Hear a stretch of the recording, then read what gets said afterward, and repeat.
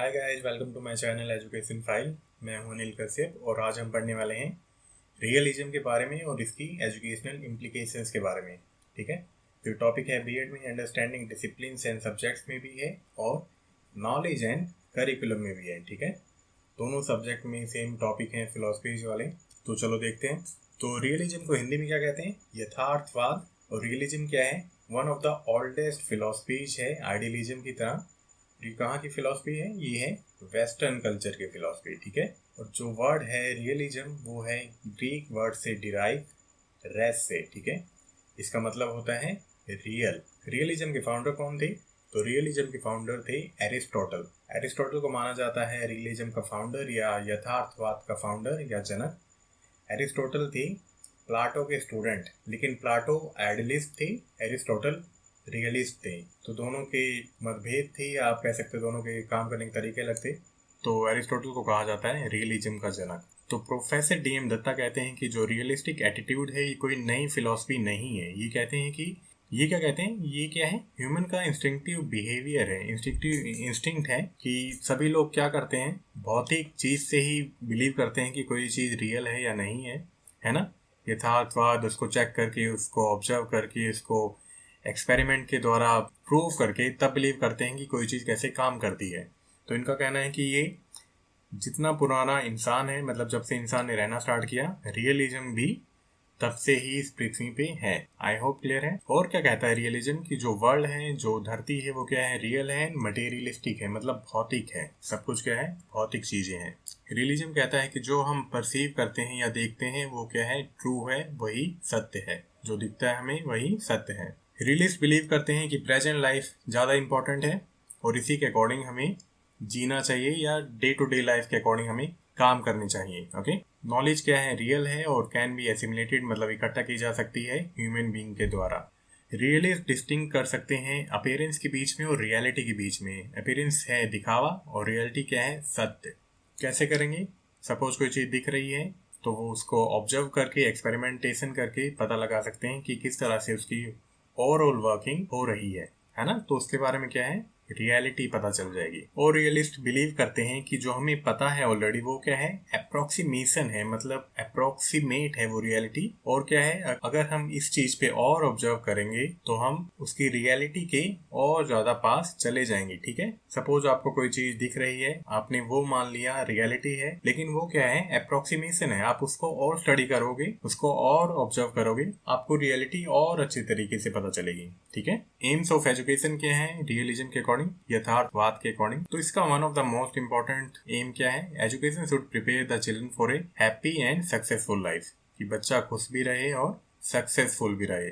Happy रहेगा तो अपने आप वो सक्सेसफुल तो हो ही जाएगा। ठीक है, मतलब जो बच्चे को काम करना है वो उसे करने दो, उसके बेसिक इंस्टिंक्ट के द्वारा, उसके बेसिक इननेट एबिलिटीज के द्वारा। एक बहुत अच्छा पॉइंट है इसमें क्या है कि to equip the student with information to understand current events. कि बच्चों को आप ऐसा बनाओ कि जो भी करंट इवेंट्स चल रहे हैं उसको सीख सके। इसमें एक पॉइंट है कि टेबुला रासा। टेबुला रासा का मतलब है कि ब्लैंक सीट या क्लीन सीट। बच्चों का माइंड क्या होता है, बिल्कुल खाली सीट है, खाली स्लेट है, उस पर आप जो भी लिखोगे वही क्या है, उसके लिए इंफॉर्मेशन है, और वो उन्हीं चीजों को यूज करके करंट इवेंट्स में जो भी चीज हो रही है उसको इंटरप्रेट करेगा। ठीक है, तो आपको बच्चों के माइंड को इस तरह से फिल करना है कि उसमें सभी इंफॉर्मेशन ठीक ढंग से जाए। ठीक है, ताकि जो भी उसके आसपास जो चीजें हो रही हैं उनको वो अच्छे से इंटरप्रेट कर सके। Getting my point? कि बच्चों का मन क्या होता है, बिल्कुल खाली स्लेट होती है, और वो टीचर का काम है कि उस स्लेट पे क्या क्या लिखता है। तो इसे कहते हैं टेबुला रासा। और क्या एम होना चाहिए कि physical and mental powers of child, कि उसकी शारीरिक और मानसिक पावर को बढ़ाना। इम्पार्टिंग वोकेशनल एजुकेशन, वोकेशनल होता है व्यवसायिक शिक्षा।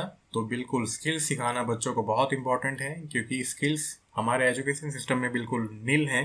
पढ़ लेते हैं लेकिन स्किल नहीं आती, कोई भी काम करना नहीं आता है, और फिर पढ़ने के बाद भी अलग से स्किल सीखनी पड़ती है। ठीक है, तो एजुकेशन ऐसा होना चाहिए कि बच्चों को साथ में वोकेशनल स्किल सिखाई जाए, ताकि बच्चे का अगर पढ़ने का मन नहीं है, जो भी बेसिक एजुकेशन लिया है उसने, सपोज वो 10 तक पढ़ा है या +2 तक पढ़ा है, उसके बाद वो कोई जॉब कर सके या अपना कोई काम कर सके। डेवलपिंग एंड ट्रेनिंग सेंसेस, तो इन्होंने सेंसेस के ऊपर बहुत ध्यान दिया है। इनका कहना था कि मल्टी सेंसरी टीचिंग सबसे अच्छी है, और सेंसेस को यूज करना या ट्रेन करना, डेवलप करना बहुत ज़रूरी है, ताकि आप अपने एनवायरनमेंट के बारे में, अपनी जो आपके आसपास जो चीजें हो रही हैं उसको और अच्छे से आप समझ सको, ठीक है। क्योंकि जब रियल एक्सपीरियंस से कोई बच्चा पढ़ता है तो वो टीचिंग या लर्निंग प्रोसेस सबसे अच्छी होती है। और इसका एम होना चाहिए कि बच्चों को बनाओ रियल लाइफ के अकॉर्डिंग। ओके, बच्चों को ऐसा पढ़ाओ कि वो रियल लाइफ में सभी चीजें अप्लाई कर सके। कैरेक्टर डेवलपमेंट या चरित्र का निर्माण भी क्या है, रिलीजन के अकॉर्डिंग एक एम है एजुकेशन का। तो करिकुलम के बारे में क्या कहता है रिलीजन?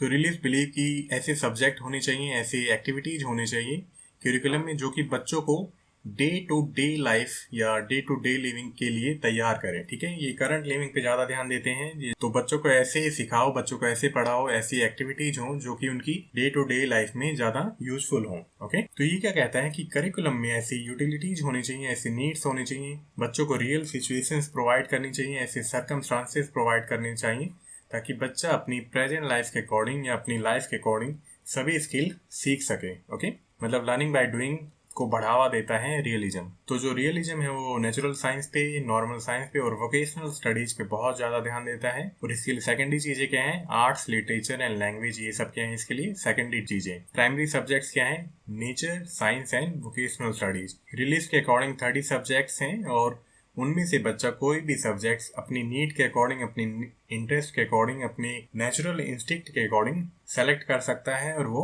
पढ़ सकता है, ठीक है। मतलब ये पर्टिकुलर कोई फिक्स्ड करिकुलम नहीं चाहते हैं, ये चाहते हैं कि बच्चे को जो पसंद है, बच्चे को जो मजा आता है पढ़ने में, बच्चे को वही चीज पढ़नी चाहिए। और ये हमेशा एम्फेसाइज करते हैं कि जो इंस्ट्रक्शन है वो मदर टंग में होनी चाहिए। ओके, क्योंकि मदर टंग ही क्या है, फाउंडेशन है सभी सब्जेक्ट की। अगर उसको लोकल लैंग्वेज में आप बच्चों को नहीं सिखाओगे तो वो चीजें उसे नहीं आएगी समझ में, ठीक है। तो सबसे जरूरी क्या है, कोई भी करिकुलम हो, मदर टंग का यूज करना बहुत जरूरी है। और ये क्या है, एसेंशियल फॉर लाइवलीहुड भी है। तो रियलिज्म के अकॉर्डिंग डिसिप्लिन कैसा होना चाहिए? तो इनके अकॉर्डिंग डिसिप्लिन ऐसा होना चाहिए कि बच्चा जो है एक्सटर्नल एनवायरनमेंट के अकॉर्डिंग अपने आप को एडजस्ट कर सके। मतलब इंटरनल डिसिप्लिन के बारे में ये कहते हैं। और टीचर को क्या है, इंस्पायर करना चाहिए बच्चों को और सिंपैथेटिकली एनकरेज करना चाहिए, ठीक है। बाकी टीचर को मोटिवेट करना चाहिए बच्चों को इस तरह से कि बच्चों में सेल्फ डिसिप्लिन आए या इंट्रिंसिक डिसिप्लिन आए, क्योंकि अंदर से आया हुआ डिसिप्लिन सबसे अच्छा होता है। और ये कोई रेस्ट्रिक्टेड डिसिप्लिन नहीं चाहते हैं, बच्चों के साथ इंटरप्ट करना नहीं चाहते हैं बच्चों को। तो ये चाहते हैं कि बच्चे क्या है, फुल फ्रीडम हो बच्चों को और वो अपने इन्नेट एबिलिटीज के अकॉर्डिंग, जो उनकी बाय बर्थ टेंडेंसीज हैं, जो उनकी नेचुरल इंस्टिंक्ट हैं, उनके अकॉर्डिंग कोई भी चीज कर सकें या कोई भी चीज पढ़ सकें इन्हीं कैरेक्टराइज मैनर। ये नहीं कि कैरेक्टर के बाहर जाके या कोई ऐसी चीज कर दें जो बुरी हो, क्योंकि realist also believe in character for the individual. तो सभी चीजें क्या होंगी, चरित्र के अकॉर्डिंग होंगी। आई होप क्लियर है। मेथड्स ऑफ टीचिंग कैसे होंगे, ये ऑब्जर्वेशन मेथड पे ज्यादा एम्फेसिस करते हैं कि टीचिंग कैसी होनी चाहिए, रीजनिंग पे होनी चाहिए और ऑब्जर्वेशंस पे होनी चाहिए। परफॉर्मेंस बेस्ड टीचिंग होनी चाहिए।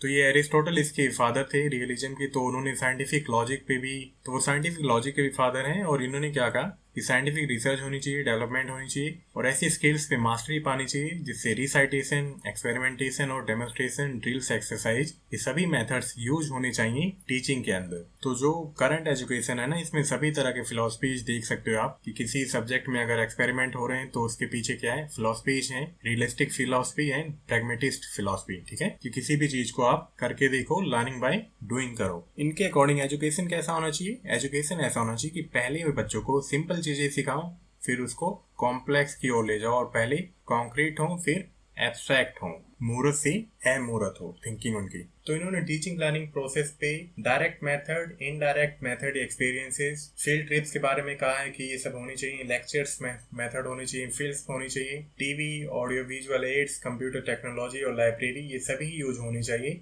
ताकि जो बच्चे की लर्निंग टीचिंग प्रोसेस है वो इंक्रीज हो सके, ठीक है। Learning is based on fact analysis and questioning, कि फैक्ट्स पे होनी चाहिए स्टडी या एजुकेशन, एनालाइज करना चाहिए और उस पर क्वेश्चनिंग करना तो सबसे इम्पोर्टेंट है। टीचिंग होनी चाहिए वर्नाकुलर लैंग्वेज या मदर टंग में, ठीक है। अगर आप बच्चे को मदर टंग में पढ़ाओगे तो बच्चा सबसे ज्यादा सीखेगा और बच्चों को हमेशा पॉजिटिव रिवॉर्ड्स देने चाहिए। ओके, चलो रिलीजन एंड टीचर कैसे होने चाहिए। तो इसमें ये बात करते हैं मल्टी सेंसरी टीचिंग की, और टीचर्स को भी ऐसा होना चाहिए कि वो सभी ऐसी चीज़ें यूज करें जिससे कि बच्चे के सभी सेंसेस काम कर सकें और जो लर्निंग है वो बहुत अच्छे से या इफेक्टिव मैनर में हो सके। ठीक है, टीचर को एक्ट करना चाहिए एज पर चाइल्ड नेचर एंड कैपेसिटीज के अकॉर्डिंग।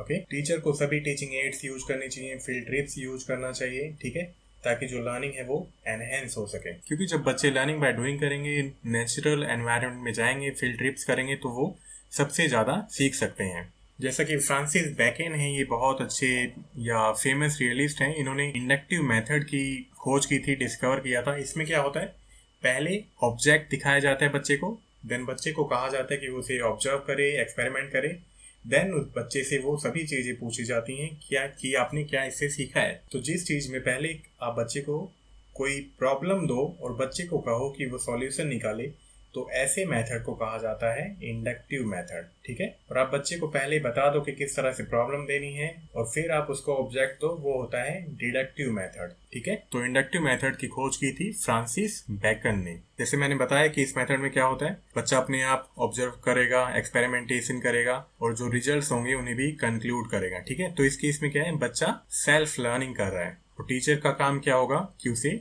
गाइड करता रहे। क्लियर है? चलो, यहीं पे टॉपिक खत्म हुआ। आई होप ये वीडियो आपको अच्छा लगा हो।